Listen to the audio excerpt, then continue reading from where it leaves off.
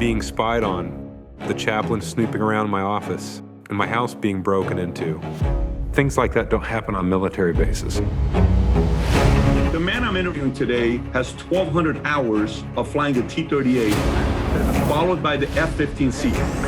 Colonel Matthew Lohmeier. Matthew Lohmeier. Matthew Lohmeier. This is not just anybody we're talking about that served the military. Historically, we've been the best in the world because we've always cared about merit.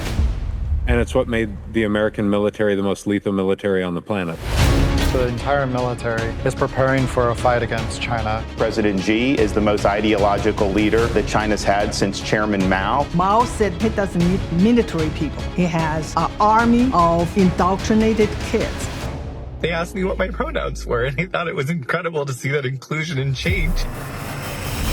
We were starting to be divided by political discourse. I want to understand white rage, and I'm white. That's what diversity, equity, inclusion is all about. Inclusion, equality are what's important. That's how we'll win our nation's wars. We are trained Marxists. Because of forces coming from Marxism within our own government, it becomes not a foreign threat, it becomes a domestic threat.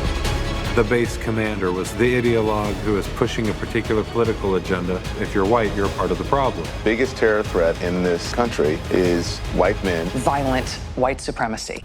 One of the greatest obstacles to the success of a Marxist revolutionary cause is a strong, united military force.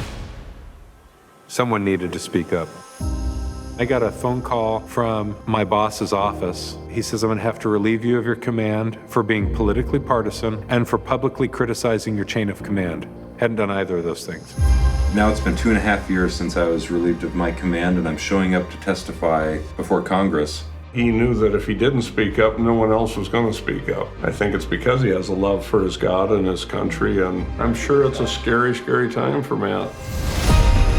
When you take the oath, you sign up to defend your country against its enemies, both foreign and domestic.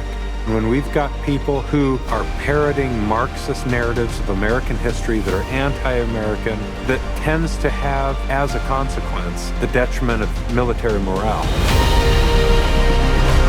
that tend to have, as a consequence, division in the military workplace, and that tend to erode our readiness and lethality, I deem that a domestic threat.